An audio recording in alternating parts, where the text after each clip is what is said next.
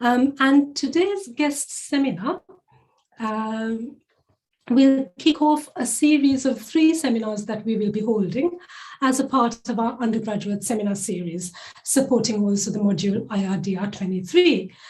But before we move on to our lecture, I'd first like to introduce to our undergrads in particular, Julie Utting, our new placements officer. Julie, perhaps you'd like to introduce yourself and your role? Yeah, hi everyone. Thanks for giving me the floor for a few minutes just to introduce myself, particularly to the BSc students. I'm Julie Utting. I'm the new Work Placements Manager for the IRDR, focusing specifically on the BSc course. I'm a former IRDR student myself and very recently completed the MSc in Risk, Disaster and Resilience. Before joining UCL and studying at the department, I worked in the humanitarian and international development sectors for some 15 years, most recently working for the Halo Trust, the landmine clearance organisation, where I was Deputy Programme Manager in Sri Lanka.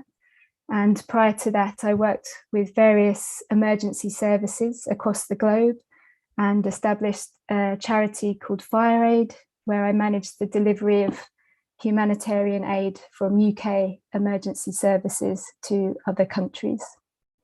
So that's a bit about me.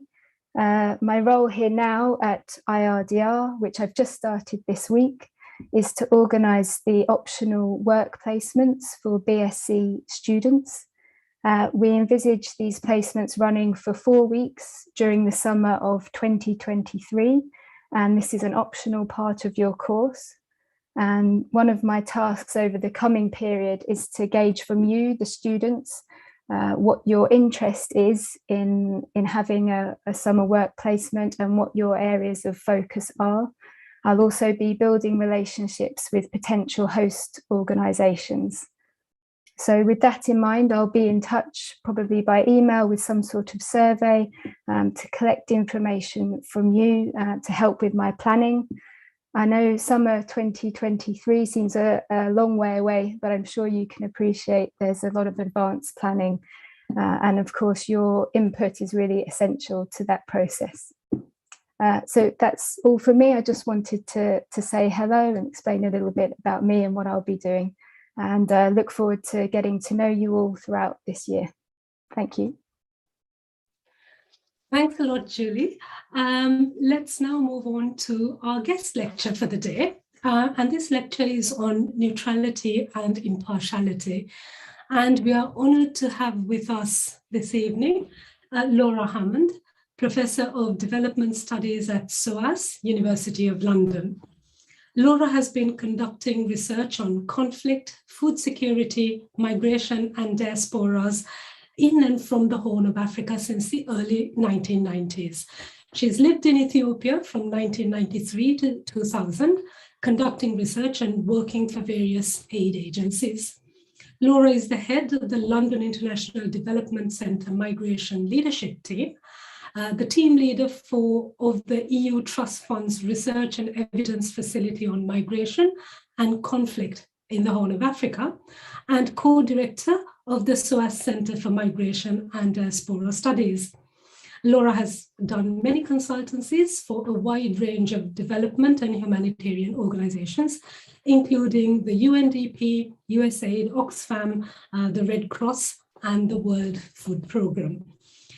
So let's have Laura speaking on neutrality and impartiality for about 40 minutes, after which we'll all have time for questions. But as Laura's speaking, if you do have questions, please do type your questions in the Q&A box or in the chat box. And then after the talk, we'll pick it up as long as other questions that you might have, which after the talk, you can put the emoji hand up and you can actually ask her the questions directly. So this session is being recorded and it will be posted on Moodle. And that's about it. So Laura, thank you for being here and the floor is yours. Thanks a lot, Rosanna. It's nice to be here and to be asked to reflect a bit on the concepts of neutrality and impartiality, which I think one of your key texts that you're using in the course, in the module, is this Routledge Companion on Humanitarian Action, which I contributed a chapter on this subject too. And so I'll start from sort of discussing some of the issues that I brought up in that chapter, but then kind of bring it on forward and include some other more recent thinking that I've been doing about that. And I don't know whether people had a chance to look at both that chapter, as well as there was a reading I sent out, which was by Hugo Slim. Hugo is an interesting kind of what we might call a humanitarian ethicist who has moved back and forth between academia and the NGO world, particularly the International Committee of the Red Cross, but spends quite a lot of time thinking about ethical principles, humanitarian principles. And so if you haven't had a chance to look at that short piece, I would recommend that you do. Let me just share my screen here. There you go. Hope you can see that all. And I'm going to move all of you so that I can actually see my own slides. So what I wanted to do was in these few minutes, and just to start off a discussion really, was to say a little bit about humanitarian principles more generally. When I teach this at SOAS, I tend to unfold some of what I'm going to talk about tonight in a shorter version into a lecture on humanitarian law. And I'm not going to get into humanitarian law, but it's important to just make a distinction between international humanitarian law and humanitarian principles. One, of course, having at least some kind of binding, having some form of enforcement, i.e. law, and principles being more goals or ideals upon which those who adhere to them or who espouse them kind of claim to, make an effort to follow them, but there isn't really a way of enforcing their sort of being upheld or being carried out. So I'll talk about that a little bit more, but I'm really going to focus particularly on neutrality and impartiality, and I'll explain what I mean by those.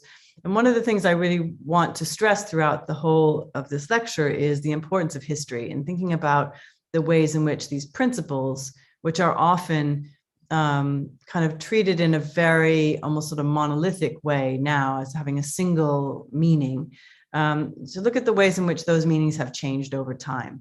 And I'll explain how both of those principles have changed over time to some extent. And also just the very different ways in which sometimes in contemporary practice, they are understood differently by different actors.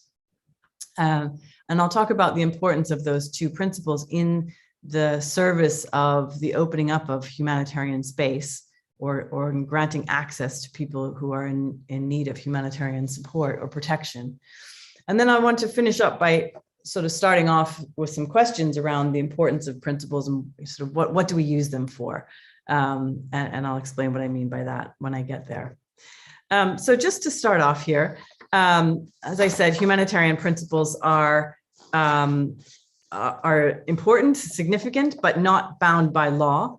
They are almost, if you like, a voluntary code by which organizations, in this case, organizations, for most of what I'll be talking about today is about organizational principles, sort of goals and ideals that these organizations have voluntarily decided that they are going to ally themselves with in carrying out their work. And the reasons they do that might be so that they can, have access to those who are, parties to a conflict, for instance, and that's something that we'll come back to.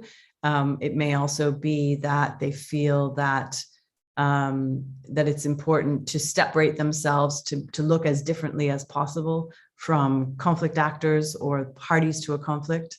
And one of the reasons that they do that is because in international humanitarian law, when humanitarian suffering is created, particularly with regard to civilians, the Geneva Conventions, which is the kind of general kind of bedrock of international humanitarian law, states that it's the responsibility of those who are actually fighting the conflict in the first instance to respond to humanitarian need.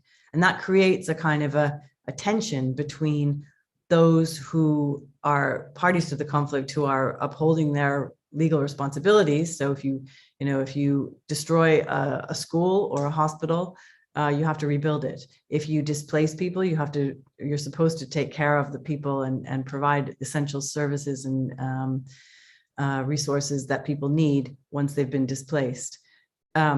So what that tends to do is often kind of creates a confusion in some ways between what we might call the non-governmental organizations, NGO world, who are trying to look as different as possible from conflict actors, and the conflict actors themselves who are carrying out work that looks very much like what aid agencies do, if you see what I mean. We can come back to that later on.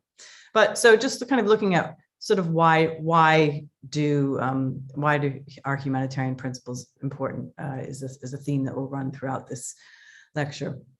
There are four key ones that humanitarian NGOs tend to espouse.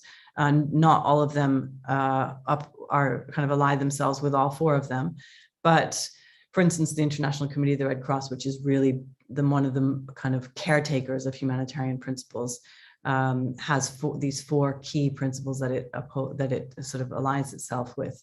The first being humanity, of course, the right that all people who require assistance have a right to it, who should be treated with dignity and respect, and that the sort of essence of their being human must always be respected in all aspects.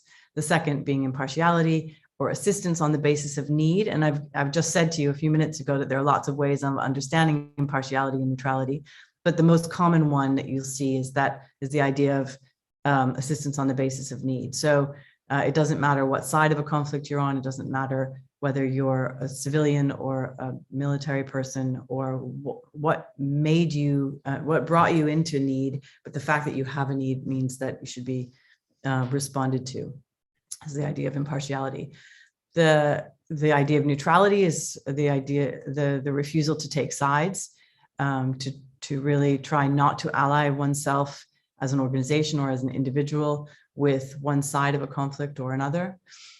And then the idea of independence, where NGOs shouldn't be influenced by political or other ideological agendas or co-opted by military strategic interests. And again, that's really difficult. So if you think about, for instance, Afghanistan or Iraq, if you have American-funded NGOs who take American US government funding, for instance, it would be very difficult in many cases for them to insist that they were independent in those kinds of operations, because it's very clear where their funding is coming from. And so as a result of that, many large American NGOs actually removed themselves from both Afghanistan and Iraq, because they knew that they couldn't maintain their independence. Not all did, but some did. So I'm going to not focus on all four of those, but I wanted to mention that all four of those humanitarian principles are centrally important, and I will just focus on those middle two.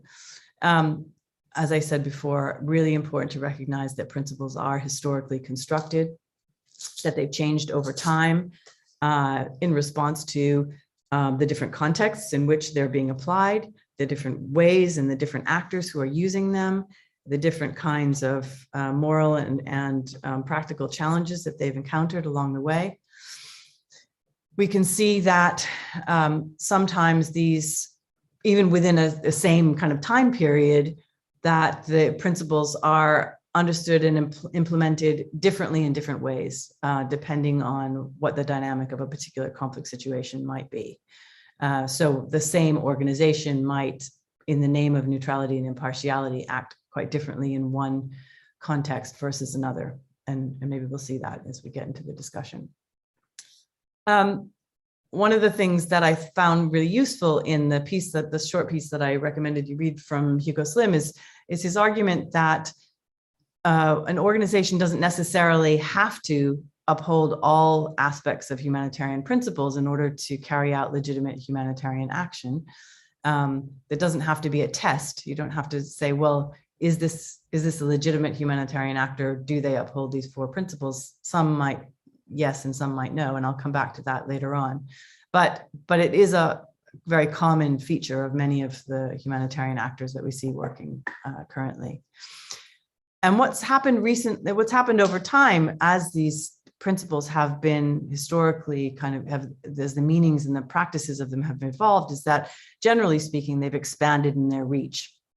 They used to be that these principles were defined with respect to a specific kind of particular conflict. It's this in the battle of Solferino, for instance, which is where the birth of humanitarianism sort of legend has it started.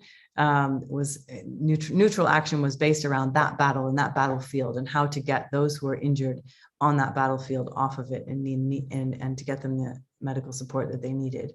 Whereas now it's been much more broadly defined as a sort of situatedness of a particular organization, regardless of whatever kind of conflict they may be encountering. And so that sometimes means an expansion of reach, but it also sometimes, as I have said, has been problematic in terms of how you actually implement that kind of an approach. And it has led to this differing approaches in different kinds of contexts, for sure, as we'll see. So just to say something about neutrality, both of these concepts have changed a lot over time. Originally, neutrality was, I'm going to start my historical kind of treatment from around the 1860s, which was when the Battle of Solferino was held, as well as the American Civil War, which would also, there are some interesting kind of parallels between what was going on each side of the Atlantic. But neutrality was something that was used by states in order to arbitrate between warring parties or conflicting actors, in order for those parties to be able to continue to do business with both of them, right? Henri Dunant, who's the sort of father of the Red Cross movement, who founded modern humanitarianism, again, as legend would have it. I think sometimes there are others who are involved who are not given the same kind of credit, but Dunant was a trader. He was a businessman, and he was on his way to go to negotiate with Napoleon when he happened across this battlefield, and it was in his own commercial interest to have some way of talking to both sides. Not to say it was entirely all about that, but it was really about much more kind of instrumental than what some organizations might claim their positioning to be today, which is more altruistic or more humanitarian.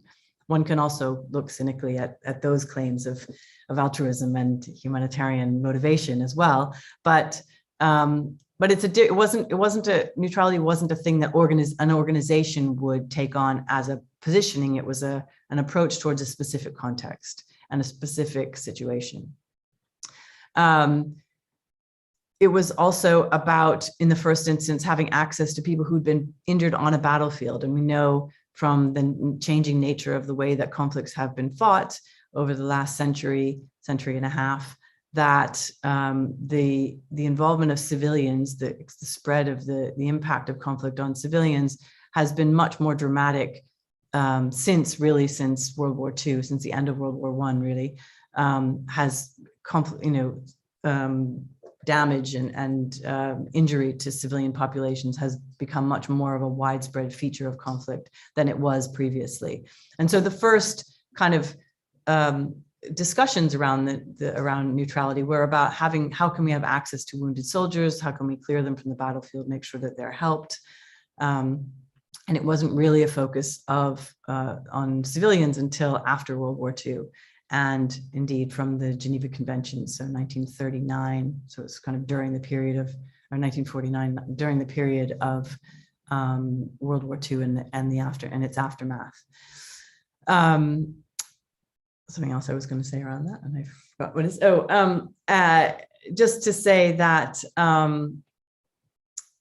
that it was also really, there were, well, no, I'll come back to this when I come back to impartiality. So just keep that in mind, really the focus originally being on soldiers rather than civilians.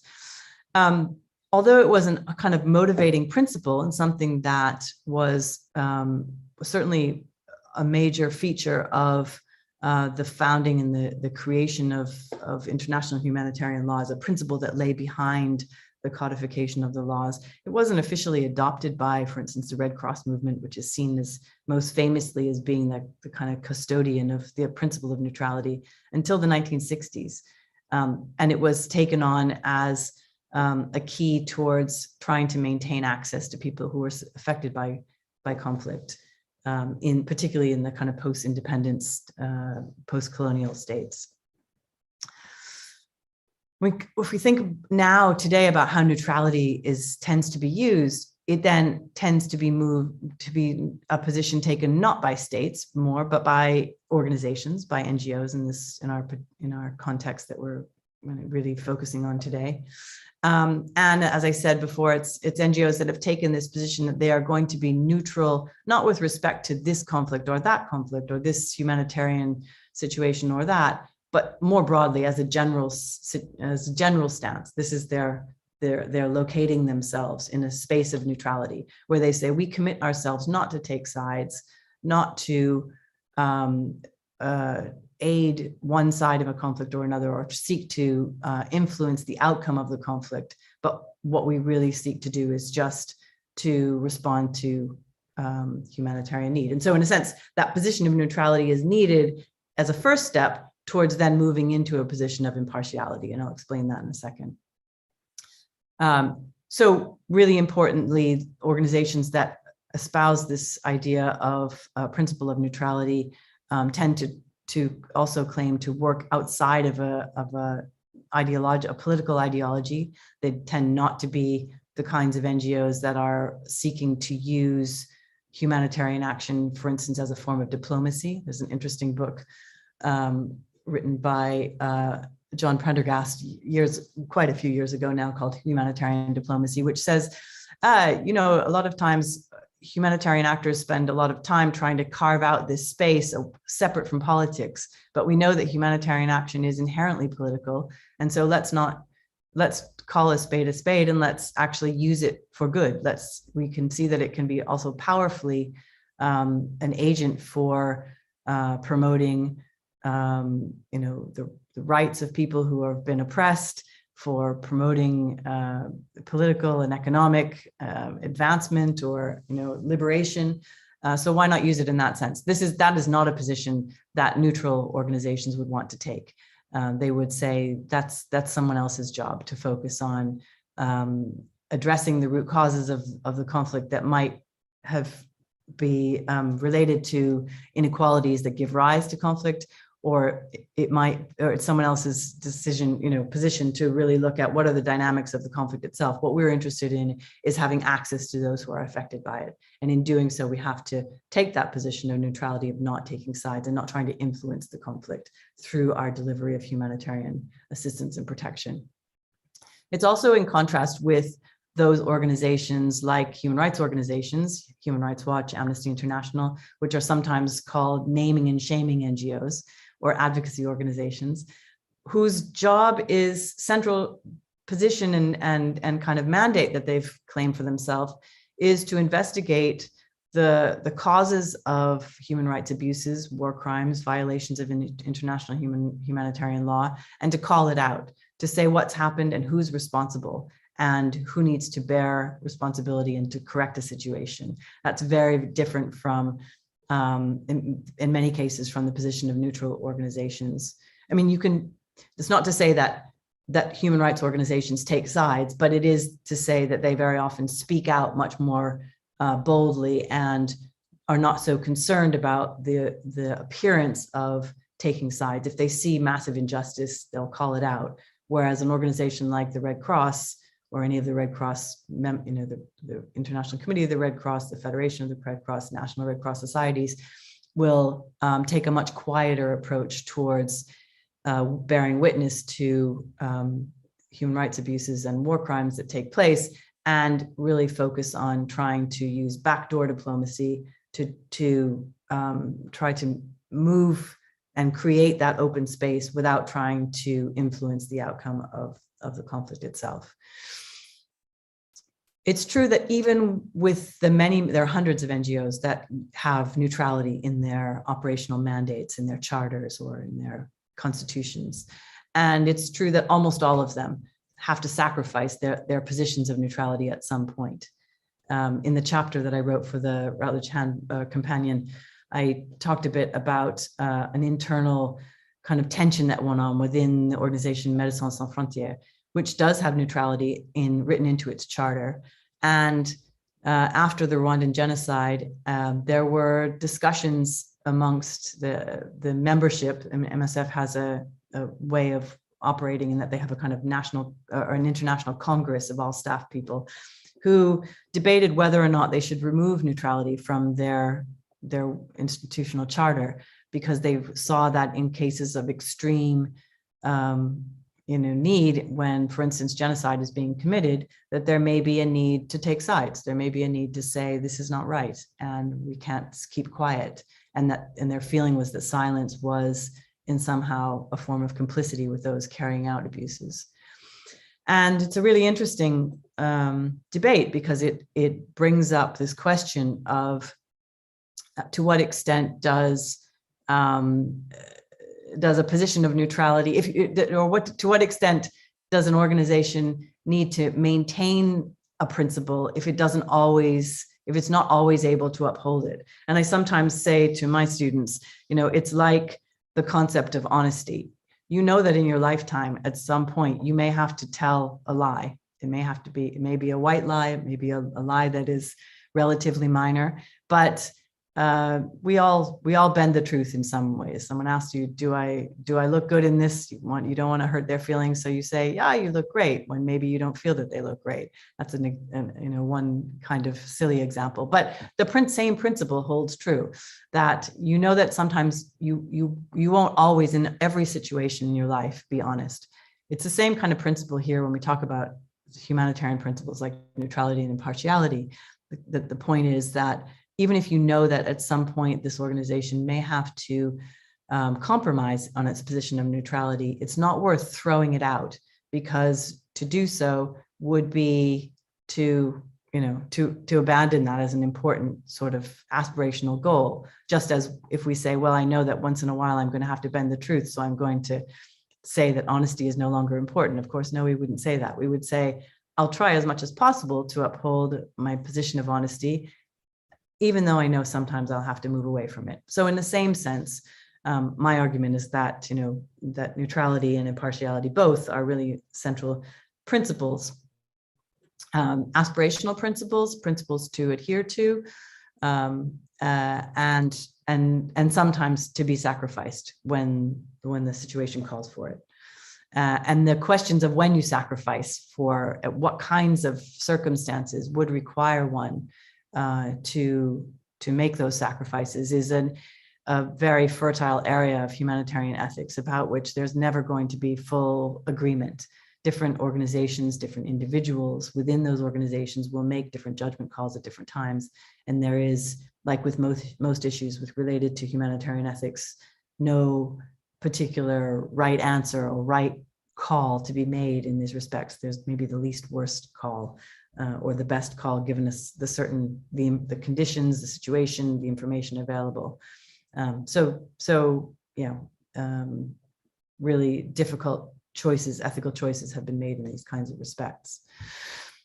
So to shift now a little bit to think about impartiality, I said first that you need to have a position of neutrality first, in some cases, in order to open up the space for impartiality, or at least that's what many organizations who espouse both principles would say.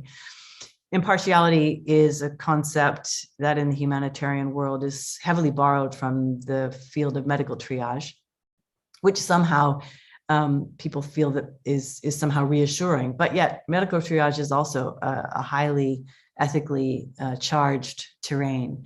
When you have a situation in an emergency room of a hospital in which you have to figure out who should receive the limited resources available, you have to make judgment calls all the time about the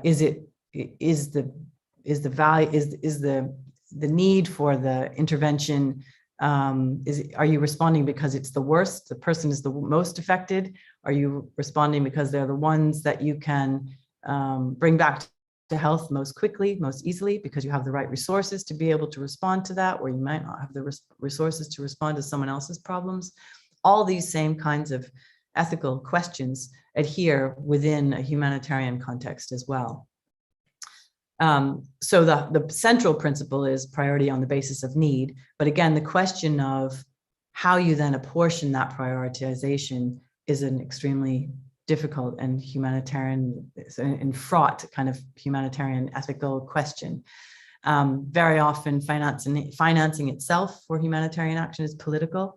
Money is given to organizations to carry out certain kinds of actions. And even though they might say we are impartial, and so when you give us funding, we reserve the right to determine to some extent how those funds will be used.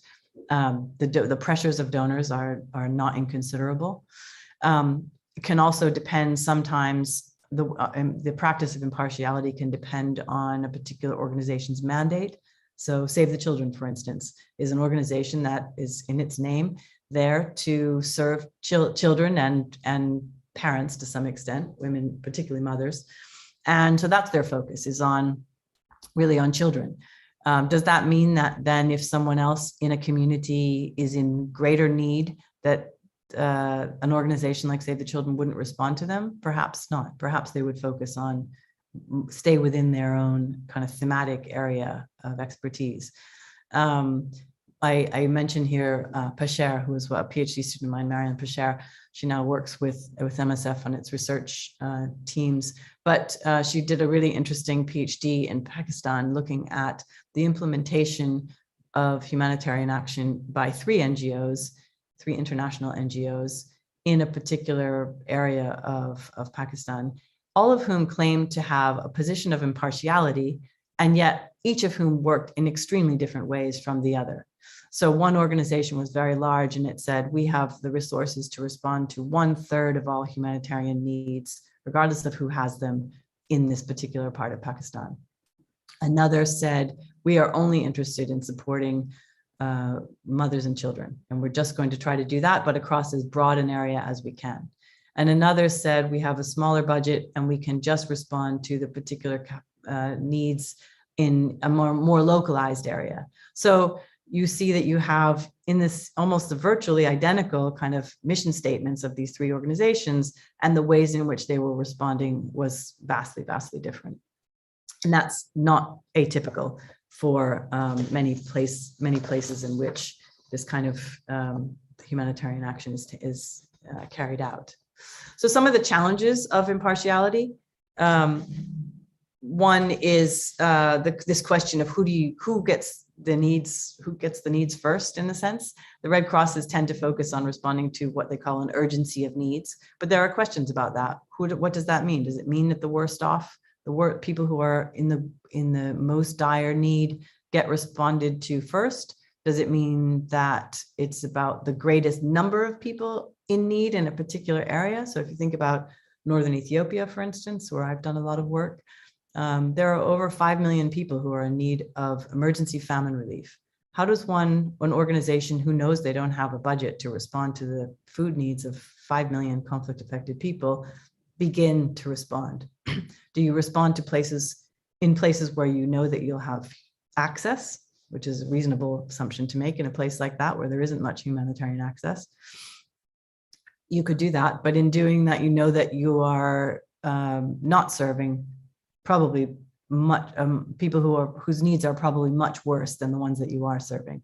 So these are, again, really tricky ethical questions here.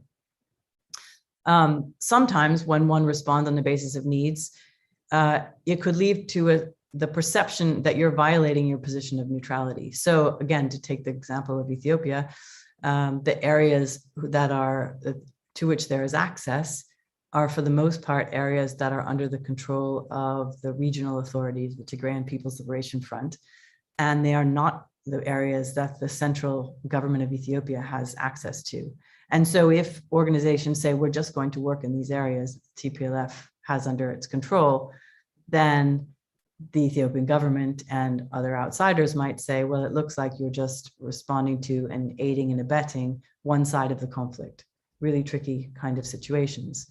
in other contexts, for instance, in the Israel-Palestine decades-long conflicts that have gone on, humanitarian organizations have had to go out of their way to find humanitarian need within Israeli communities, Jewish Israeli communities, so that they could respond to them, so that they could avoid the perception that they were only there to support Palestinian needs, even though the Palestinian needs were so vastly, disproportionately greater than the needs of the Israeli Jewish population. And there are, again, many, many examples that one could go on about. The final point here to make is about this question of how to kind of square the needs of, or the challenges of responding with impartiality and neutrality with efforts to address what we might think of as extreme poverty or extreme inequalities. These are the kinds of things that often lead to conflict in the first place. And so if you're an organization that is interested in trying to, the awful term that's used now is build back better, but try to find ways of kind of confronting the root causes of the conflicts themselves, then you're stepping outside a position of neutrality and impartiality potentially by coming to terms with the political economy of a situation that's led to the conflict, and it may be what I'm trying to say is it may make it really almost virtually impossible to actually address root causes while still maintaining neutrality and impartiality, because we can see that many conflicts are started with that come out of extreme situations of discrimination, resource inequalities, authoritarian tyrannical rules, etc. That there are extreme kind of concerns that often can lead to conflict, but very often humanitarian organizations are frustrated by their inability to really confront those factors because of their commitment not to take sides and not to try to influence the outcome of the conflict. In some ways, I'm sort of creating an ideal scenario here, because we know that, I'm talking about what organizations try to do through the upholding of neutrality and impartiality. And as I've said a few times in here, very often it becomes impossible to fully uphold those positions, and that one must recognize that by virtue of one's own presence in a humanitarian kind of theater, if you like, that already that may influence one way or the other the outcome or the dynamics of a conflict as well. But we can go back to that in the discussion if you like. Why would you want to uphold these positions of neutrality and impartiality? The most important and most common reason that one would do that would be in order to be able to grant access, to get access to people who are in need. And this is the Red Cross's kind of raison d'etre, is to have access to people who are affected by conflict no matter what. And so all of its ways of interacting with militaries, as in this photo, or states, heads of state, or even with other humanitarian actors, is to do so in a quiet way behind closed doors without airing the dirty laundry, if you like, or by drawing attention to violations of international humanitarian law that may take place. They will not that they will ignore them, but they will not usually tend to discuss them publicly. They'll discuss them, more privately, in order to try to create this trust between the different conflict actors, to say, you can trust us not to shed information about what we learn, about how you're sort of perpetrating the war, as long as you give us access. And it's a very tricky road to tread. The position of someone like the Red Cross, an organization like the Red Cross, would be, we have to do that, because if we don't, there will be no one there to bear witness and to provide support to those who are affected by conflict. And as Slim says, it's also important to recognize that other organizations have other roles, and it's important that others might speak out. And sometimes we might work together with those who keep quiet, with those who speak out, just so that someone may have access, while at the same time attention will be drawn to the violations that may be taking place. So it's a tricky area, and it's an area in which there have been really interesting analyses. Fiona Terry wrote a book called Condemned to Repeat, in which she looks at various kind of chapters in humanitarian history and the kinds of judgment calls that were made about who should stay and who should go, and what were the kind of bottom lines upon which certain organizations decided that they needed to vacate and to remove themselves from a humanitarian field in order to avoid being complicit in the conflict that was going on or the atrocities that were being committed.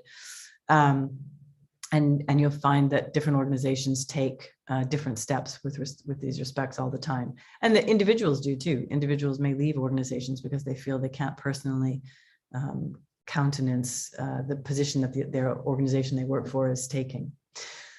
In this respect, I wanted to just draw attention really briefly to the power of humanitarian silences. And I mentioned earlier that sometimes organizations such as MSF have felt that they needed to speak out, that silence was a position of complicity or of potentially sort of aiding and abetting the propagation or the perpetration of violations of humanitarian law.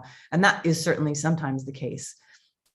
But as Slim also argues, it can also be the case that humanitarian silences can be extremely powerful. So if you're known for speaking out and you don't, or if everyone knows that you're in a position to potentially speak out and you don't, it can be sometimes seen as a powerful, almost a kind of threat to for conflict actors to take steps to improve the situation, for fear that that silence may be broken and it's almost a kind of warning that, you know, we'll be quiet now as long as things improve, but if they don't, we'll speak out. And sometimes, for instance, the denunciation of an organization like the Red Cross bears particular weight because they do it so rarely.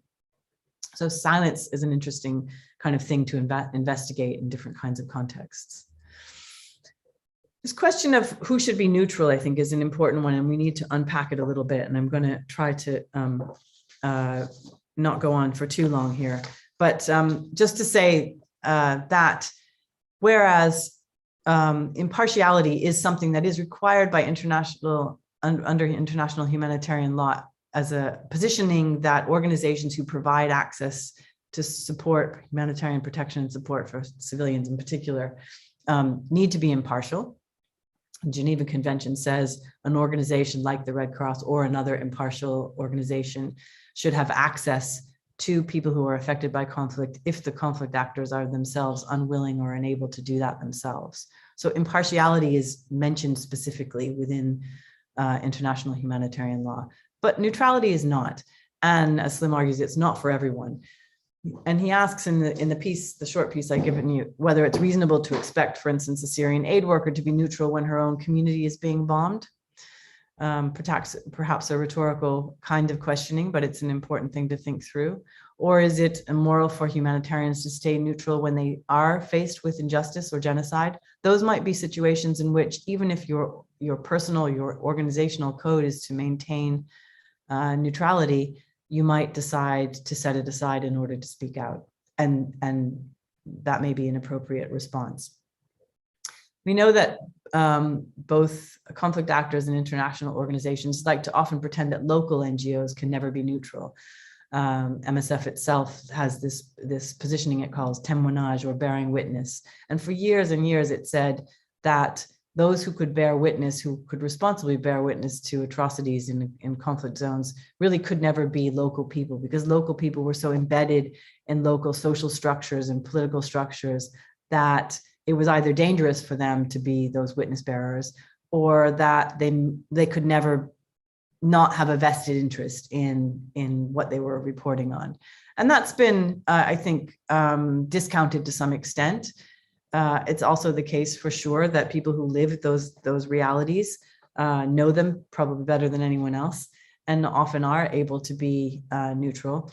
So And in this era, we're now in an era of trying to localize humanitarian assistance, and it's important to think about the role of local organizations in that kind of upholding of neutrality, not to see them as being external to those processes. And we know that very often neutral organizations can work together, what I've said, more effectively than loudmouthed NGOs, but sometimes those neutral organizations can effectively create spaces of humanitarian access that provide essential support, whereas the more vocal organizations might in fact sacrifice access. So those can be important reasons to uphold neutrality. And I'm gonna go through this really quickly because I think I've said quite a lot about humanitarian space already. But when we talk about humanitarian space, we talk about, it's not necessarily a physical space, although it might be a set of rules. It might be a certain kind of an agreement for a particular time that people who are in need of support will have access to it, and that those who are fighting against each other will not do so in a particular geographic area or for a particular period of time, so that people can receive support. And it's really important as to have access in order to create those kinds of spaces. It's also really important that those who seek to open up the spaces are seen as being trustworthy and therefore not being party to the conflict by either side. That's really difficult to do. Again, to just use really briefly the example of Ethiopia. The Ethiopian government has had a very long history for the last 40 or more years of controlling its NGO community extremely tightly.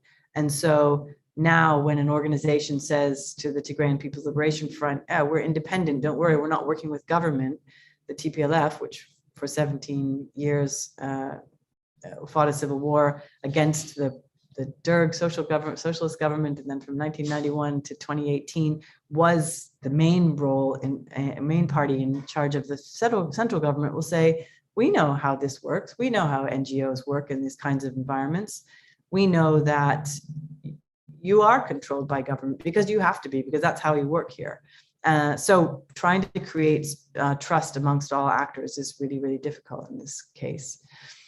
I've already said that it is virtually impossible to entirely depoliticize humanitarian work, but to some extent, some efforts to try to do that are probably still worth pursuing, again, along the lines of the honesty analogy that I made before. Even if you know that to some extent, the full depoliticization is not entirely possible, one knows that really politicizing humanitarian assistance, instrumentalizing humanitarian assistance for political purposes can also be extremely dangerous. And so it may be worth trying to do the opposite instead.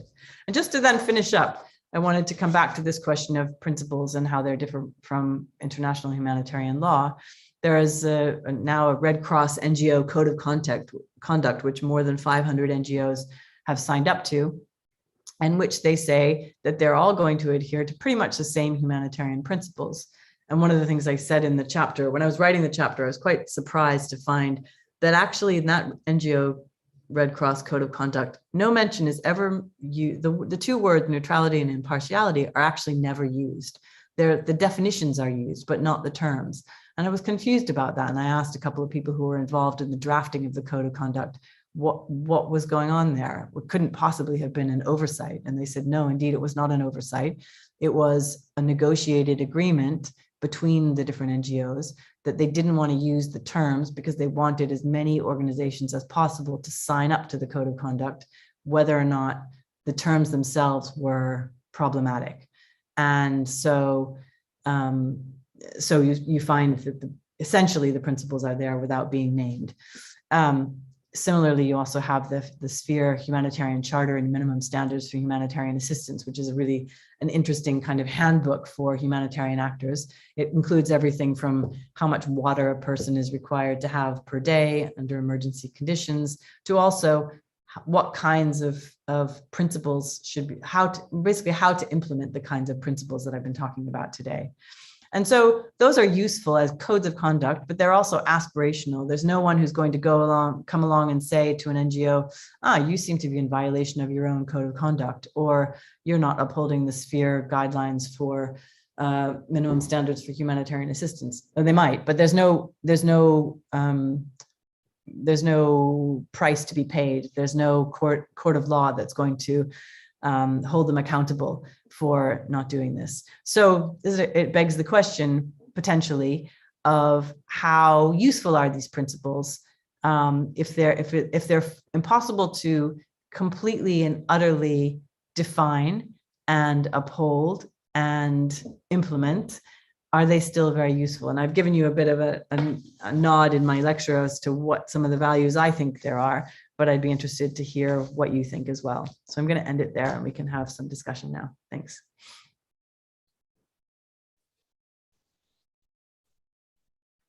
And thank you so much, Laura. That was intriguing. It was fascinating, and I absolutely love the examples that you cited. Are there any questions from any of the anyone in the audience? Yes, I can see Bernice has a question. Bernice? Yeah, hello. Good evening, everyone. Laura, I want to thank you very much for that presentation. I think you've touched so many things, and I've just been thinking, especially when it goes to the principles. Because, for example, you gave a lot of examples, and I also, from experience, there is a genocide going on in Cameroon, and that is a genocide that very few people talk about it, because the world has actually decided to be quiet about what is going on there. You talked about principles. Then my question is, for an organization to be registered, one of the criteria is to come up with these principles and goals to be determined before those organizations are registered. And we've got these goals, we've got these principles, and these organizations deliberately decide not to uphold those principles. I'm going to give an example, like the Human Rights Watch in Cameroon. They have decided not to report what is actually going on. Like you rightly said, most of them, they tend to be influenced by the government. So what can be done? Because if an organization is registered because of the goals and principles, and those goals and principles are not respected, is it really right for those organizations to keep on with what they're doing, looking at the fact that those goals are not respected? And what can be done to bring in some improvement in some of these areas? Because we actually identify them. And if we are actually looking for a change in the world, what can be done to improve how some of these organizations actually carry out their activities to be able to meet some of those principles? Thank you. Thanks, Bernice. I think you raised a really important question, and it follows on from my last point, which is that because principles are voluntary, that organizations pick them up voluntarily, and because unfortunately most non-governmental organizations don't have a form of what we might call downward accountability to the people they're there to serve. They may have accountability to their donors because they have to prove how they spent their money, whatever. But there's very little and there's very weak forms of accountability to the people who are actually being served or who should be served. And that is a problem that goes beyond, it's not just about humanitarian principles, it's about all sorts of aspects of the humanitarian field. If you're interested in accountability questions, I would say look at work by Tina Wallace, who's written a lot about downward accountability. And that's one aspect, is a lack of accountability. And I'm afraid I don't have a strong answer as to how to improve that, except that I think one of the ways that accountability can be improved is actually by donors insisting that there has to be some downward accountability, because organizations often won't do it unless the donors tell them to.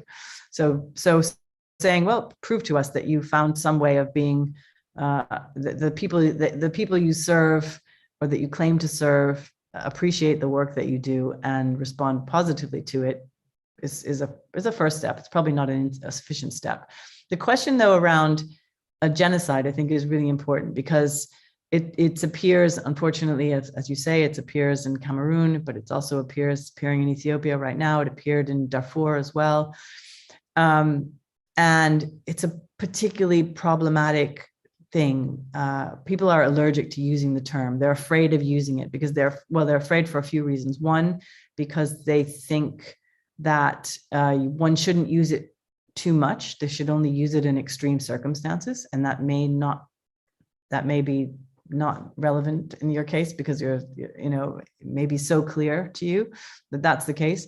But very often organizations won't want to use it unless there's absolute indisputable proof that not just mass killing, but mass killing with an intention to exterminate a particular group on the basis of ethnicity, religion, political opinion, whatever it is taking place. Like, that's what they have to prove in order to claim that genocide is taking place. And so it is something that is usually a determination that's made too late, after it's already happened. It's not a useful term as a preventative term. And it's also something that typically organizations won't make without ensuring that others in the international community will also back them up and use it as well. And here I'm just talking about the real politic of humanitarian action, that no organization wants to be the only one to use it, because they'll be discounted as not being serious, unfortunately. So the way to do that, to counter that, is just to share information about, as much as possible, about what is happening, and to try to get the conversation started, not just amongst one organization, but amongst many, so that if it's true that genocide is being carried out in a particular place, that will be recognized. Thanks. Any other questions? I mean, personally, I was absolutely intrigued at how organizations might actually be recruiting these people to go out to the field, and about issues such as post-traumatic stress disorder and mental health amongst the Red Cross workers, for example. Is there work done on that? And how is that handled? How is the recruitment done to make sure that when people actually see these atrocities, as individuals, they don't speak out? How is the recruitment done? And how about mental health aspects? What are the costs of silence? Yeah, that's a really good question. And maybe Julie is a good person to weigh in on this as well, because it sounds like she has some really good, useful experience. In some ways, it's unfortunate that humanitarian jobs that tend to come up tend to be taken by entry-level people, which is, I guess, good news for all of you who are in this course. But it's bad news for the humanitarian sector, because it means that people who have less experience are taking what are some of the most difficult jobs that there are, emotionally, psychologically, logistically, trying to understand all these different things, of trying to understand the complex political situations that's going on within a conflict, on having some idea of humanitarian law, of human rights law, of how you actually think quickly on your feet, without very much experience. Like, to my mind, that should be the jobs that are really carried out by people who have the most experience. But it tends not to be, because people with the most experience are more senior in their career. They've done those kind of jobs already. They want something a bit more comfortable, where they can bring their family, where they can settle down and live for a period of time. Of course, they have their lives as well, and that's reasonable. But that's why I think that you have this course in humanitarian action. We have a master's degree, new master's program in humanitarian action as well. There's a proliferation of them, excuse me, because we realize that people are being put out in the field to do these jobs with not a lot of preparedness. And that's why it's really important to think carefully while you're in your classrooms about humanitarian ethics. How would you make the kind of calls on the dilemmas that I've raised today? It's useful to do that, because 100% sure if you take one of these jobs, you'll be in a position like that where you have to make a judgment call. And there won't be a right answer. There'll be a least worst answer. And so the more you've thought through these kinds of potential questions for yourself, the better prepared you'll be able to do. Also, the more you read the Geneva Conventions, and there's a great book called Crimes of War, which was it's a kind of cheat book in a sense for journalists to understand what it is they see when they go off to war zones. Look at that; it's on the websites, and try to be as well prepared as possible, because in the heat of the moment, you will not have any reading material with you. You'll just have to make a judgment call based on pretty much little information. How do people get recruited? They get recruited on the basis of, what did they study? Do they have some kind of practical skill? Yes, do they have a degree in humanitarian action? Perhaps, maybe that's useful. But I mean, I've been in arguments with the head of the Norwegian Refugee Council, for instance, who says, I don't just want someone with a degree in development studies or gender studies or humanitarian studies. I want someone who knows about trucks, someone who knows about water, someone who knows something else. So the more those kinds of skills people have, also the better. But in terms of what kind of preparation do they give to their new staff, then is another question. And the answer then is that usually very little. It's usually quite short training. And in a matter of a few days or a few weeks, and off you go. And so it's really not adequately supported. And it's also not adequately supported when it creates problems with people emotionally, psychologically. We're starting now to talk much more about the psychological costs of working in these zones, but it's been a long time coming. And there's still a kind of what we sometimes call a cowboy mentality, where people feel that in humanitarian jobs, they shouldn't talk about the difficult things that they bear witness to, or the difficult conditions under which they work, because that's just part of the job. And that really needs to change dramatically. Thanks so much, Laura. So we're really running over time now. It's 5 minutes past, but then we took a bit of your time at the beginning. So there's just one other question somebody has posted. And if you can just answer that, and then that would be, and then we can bring it to the, oh dear, there are actually two questions. But I'll ask the first one. How are the principles of neutrality and impartiality perceived by the wider humanitarian community, such as the private sector and the governments and local authorities, really fully trusting of organizations to remain neutral and impartial? Yeah, that's a great question. I think that depends. It depends on who we're talking about here. I think over the last 150 years, the Red Cross movement has really defended its position and its right to those to maintain that position of as much neutrality and impartiality as it possibly can, and are respected for occupying a particular place. There have been other cases, though, where, CARE, for instance, or, I use CARE as an example because it's a big receiver of US funds, where they've tried to say, well, to their main funder, the US, we're not really willing to carry out work in this way. And they've been criticized strongly by their funder, because the funder says, no, we're funding you to do what we asked you to do. So you can't now claim to be independent after years and years of receiving our funding. So it's different for different organizations.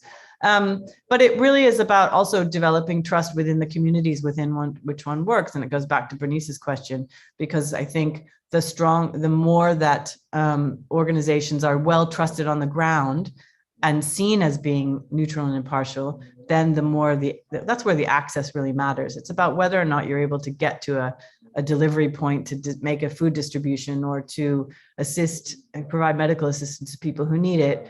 And that's about what the conditions are on the ground as much as anything else. So that's really important there. Okay, thank you. So with that question, I think let's bring the session to a close. Thank you so much again, Laura. It was great having you. I'm sure the students appreciated this as much as I did. Thanks a lot for Sangeeta and others for actually coordinating this webinar and doing all the practical administrative stuff behind the scene. And thank you everyone for attending. And thanks, Laura. Thank you. I'm really sorry that I couldn't be there tonight myself in person. I would love to have done so, but I've just